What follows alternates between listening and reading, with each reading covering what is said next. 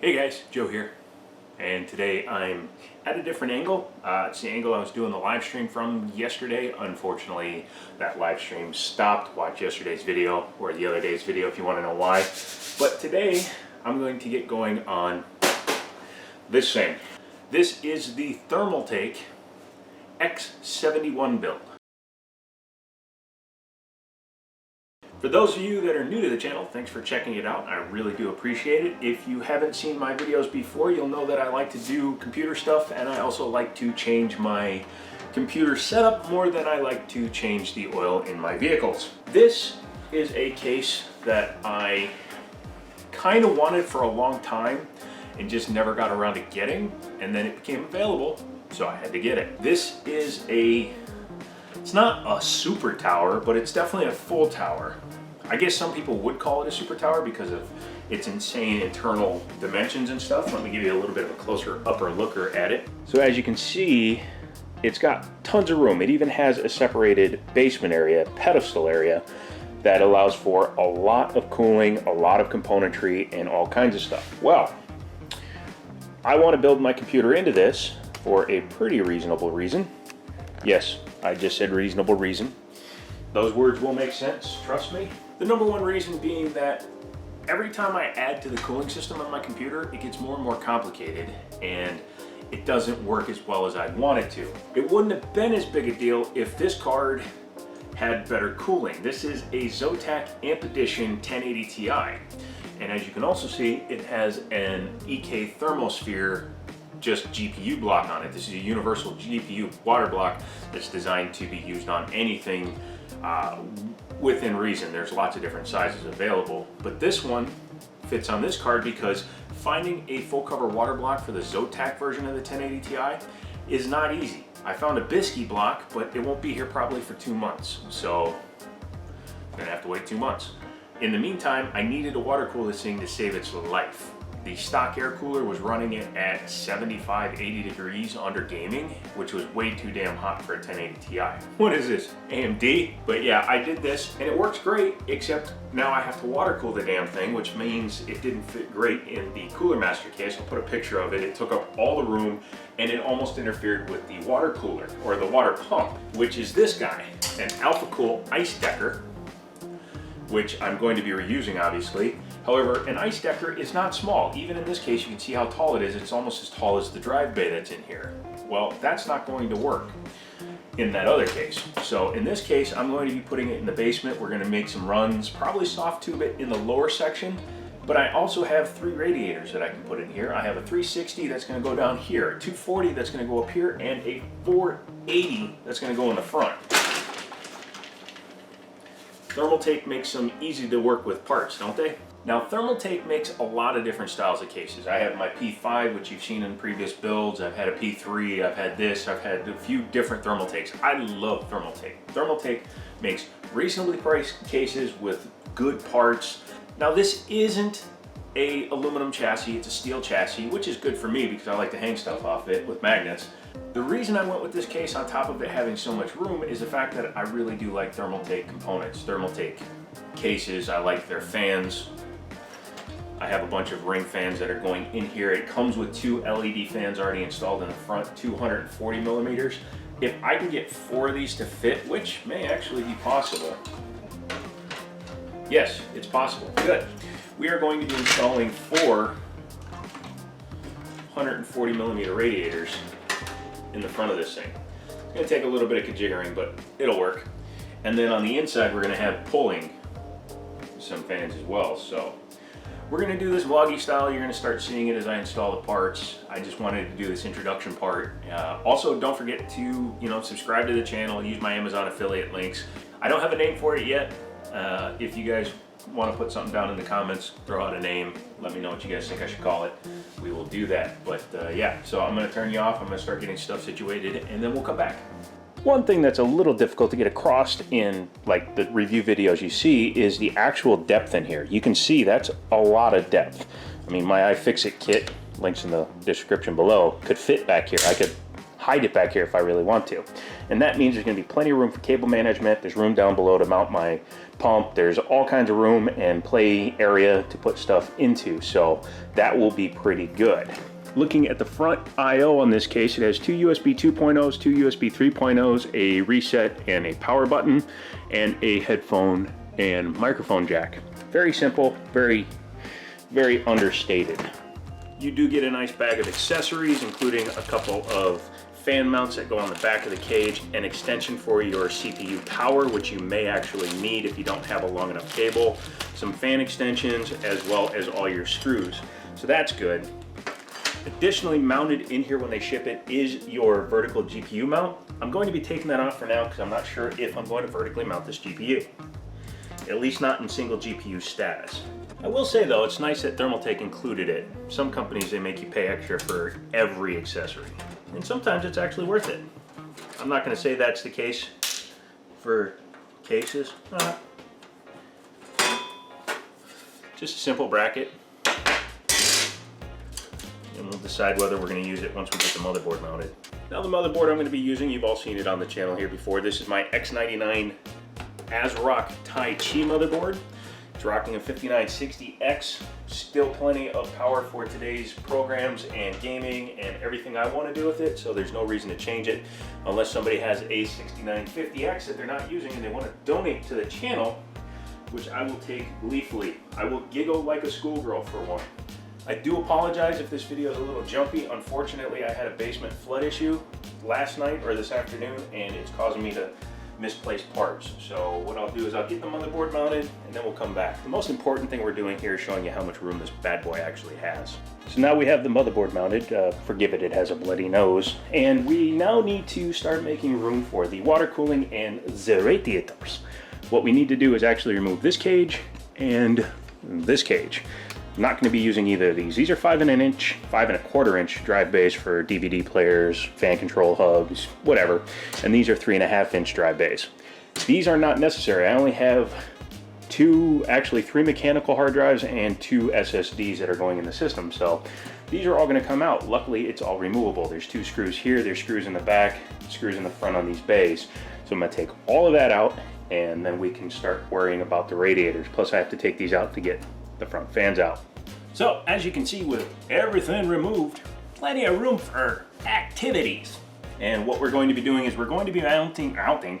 So what we're going to be doing is mounting the 140 mil fans in the front first, because there's a secret here. And that is 140 mil fans don't screw onto 120 millimeter radiators. I know, it's really weird, but you'll see what I mean when we get to it. These are the factory fans that came with this case. They're well, not ring, they're actually just Thermaltake blue LED fans, which is fine because, bong, these fans that I got in another case are ring RGB, which means they do light up in blue, so I can match them to the front of the case with these blue fans. But what we need to do is, like I said, get these mounted up. Need to start them as low as possible while still clearing the case. So there's the front radiator mounted, and as you can see, I can lift up the whole PC. It's mounted in there perfectly. Same thing with the fans. I can lift the whole PC if I wanted to. And I got all 4 to fit. Sorry. So that I can have 4 SP140 fans in the front. They don't mount to the radiator, they mount to the case, which made it a little bit more complicated, but I did manage to get it mounted.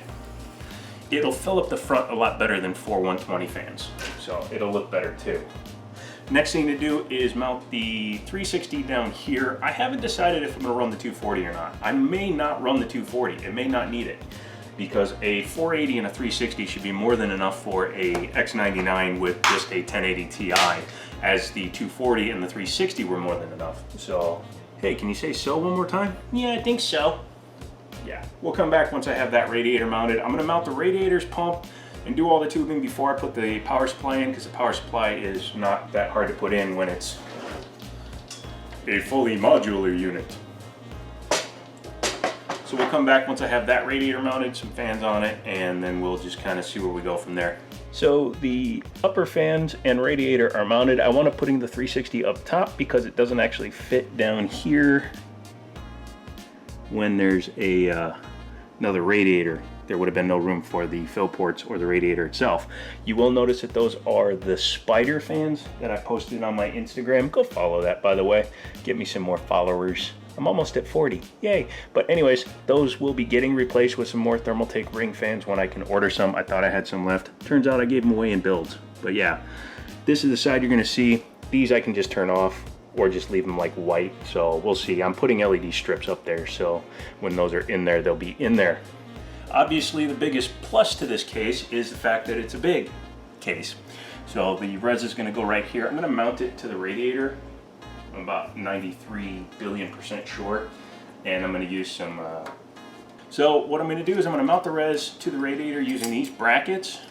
They were on the old build, but these won't fit the res that I plan on using, but I need to mount that. I'm going to have the res up here. It's going to feed down into the pump. The pump will feed into, I think, one of these radiators, or it may just come straight up and go into the GPU. I haven't decided yet. I'll let you know as soon as I decide which way it's going to go. When building a loop, some things are easy, some things are not, but I did manage to get this in a position to where it's towards this side of the case, and then this is a soft tube, which when it's full you won't see the color that it's taken on from the fluid that's been through it. It'll just be bright red. But this is going to be the reservoir fill from this radiator, which means, no, this is going to feed down into the pump in the basement. So the pump's going to be in the basement. Pump is going to go into this radiator. This radiator is going to come out, come up through the floor, because there's a spot here, feed the graphics card. The graphics card is going to feed the CPU. CPU is going to feed this radiator is going to pull over to this radiator, and then it will dump back in. I think that's the best way to do it, although I need to flip the radiator that's on here because I currently have the ports facing this way. I need to face them that way so that they come straight out and go right there. Yahoo! We are getting there. Takes a while, especially when most of my soft tubing bits are in use on that stupid computer over there, which I didn't think about. So I gotta find a bunch of soft tubing fittings, because I'm gonna put soft tube down here at the bottom from the pump to the radiator. It'll have one hard tube that comes up and feeds into the graphics card. So yeah, getting there. Here it is. I kind of just went ham on it and got it done, because once I get working on something, I don't like to stop. There are a couple of things that I need to take care of, such as a couple of these aren't quite 100% level, but I can do that with adjustments. We'll take care of that. It's bowed right there. I don't know why. That's weird. But as you can see, the loop goes from radiator to res down to pump, pump to this radiator, radiator to the card, card to the pump, or block, block to the radiator, radiator to the radiator. So the entire thing should work, theoretically, pretty well. Now, I don't do any like montages or anything, but let's put some fluid in it and see if it leaks. Actually, before we do that, I'll show you the back. It's a little difficult to see, especially since the light isn't that good underneath there, but what we have here is we have the res comes down to the alpha cool pump, which is right there. The pump goes out to the radiator, goes to the top of the radiator because of the way I had to run the line. Then it goes down, it passes through the radiator, comes up into that hard tubing that's up at the top. So I use soft tubing down here, hard line up there for most of it, except for the one turn from the radiator into the reservoir. But yeah, next thing to do, like I said, is put some fluid in it and see if she leaks. Taking bets. I'm usually pretty good about them not leaking, but I'm still taking bets. Ah, that would have leaked right out of there. So it's gonna take a lot of fluid because I'm running 3 radiators now. Hey, that's beautiful. That doesn't count as a leak, that was me spazzing. This fan, by the way, is only temporary. It's not gonna be there very long. It's just until the actual 1080 Ti block shows up. Yeah, you wanna make it really hard to tell if you're leaking? Spill a bunch of your fluid. Oh, great. Nice big leak. Right from the CPU block. Fill number 2 seems to be working. This fitting was loose up here. I managed to get in there and tighten it down all the way. It was at a slightly bent angle. This tube isn't perfectly perpendicular like I was hoping it was. So again, it may be something I have to address in the future.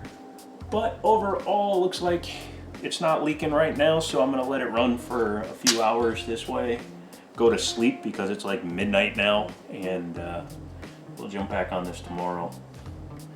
Tomorrow to work on this pig, and we'll just we'll get the wire management, cable management under control, and then we'll go from there. So I'll see you in the morning. Well, for you it'll be instant, but for me it'll be morning. Technically it's morning now. So here we are, it's day 2. We are working on the computer and we have a problem. A problem that I kind of realized last night, but let's take a look at what I'm talking about. I want you to look at the flow that's coming out of here. That is a 655 pump running at 100%. That means my CPU block is probably dirty. I thought I saw a fleck of something floating in there, and I think I'm right. So, before I put the computer the rest of the way together, I'm going to pull that block off. But, as you can see, this is nice and complicated, so in order to get that block off, I need to disassemble some stuff and drain some stuff. And I'm probably going to leave this pipe on there because this pipe can just swivel out of the way, and then I'll just bring it down and over, and yeah, so yeah, I get to redrain my system. Yeah, that's exactly what I was thinking, unfortunately. As you can see, a bunch of crap gets built up, and these are micro fins. And I don't know if that's the right plate for an X99. Don't think it is, but those micro fins got clogged up, which inhibited flow because it's got to go right through there. And when it's all clogged up, can't go through there, can't flow through there, can't row through there. And that's all because one tube. I didn't rinse out one tube while I was putting this together because I wanted to get it done in one day, which obviously didn't happen. This turned into at least a 2-day project because I still have to do all my cable management, reassemble it, and put hard drives in it, and boot it up and get it all programmed, and yeah.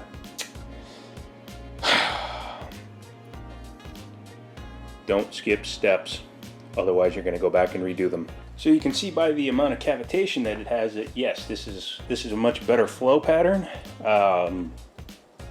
It's got a lot of crap it's pushing through. It's pushing through 3 radiators and probably about 12 feet of tubing, so it's a little bit weaker than I'd like.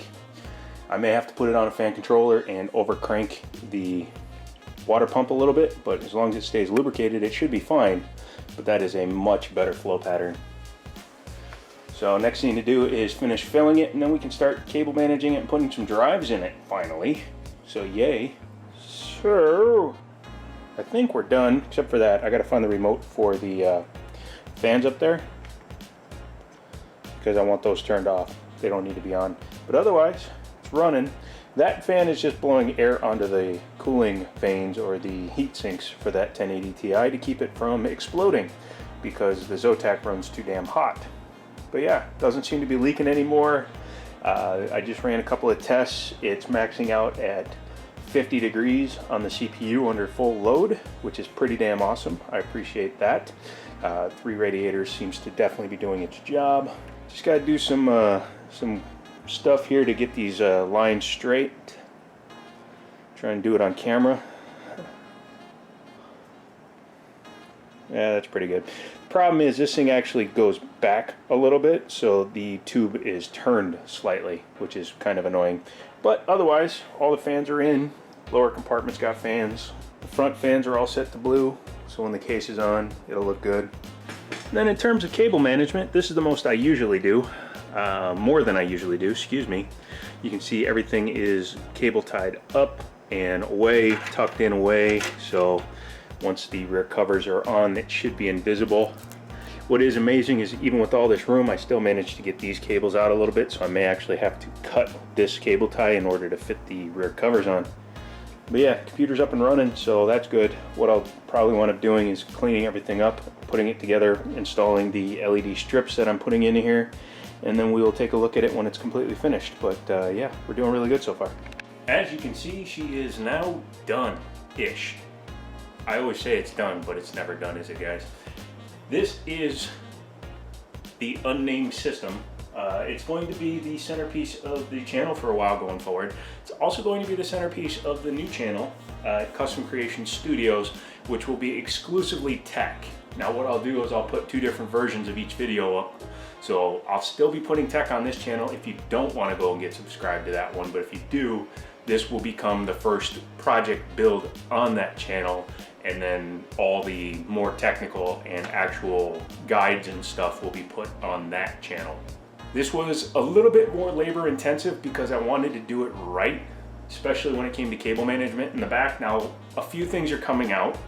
When I get another set of ring fans, like I have down here, I'll be putting a set of these up there. That way the entire case will be full of Thermaltake fans only, and that'll be nice.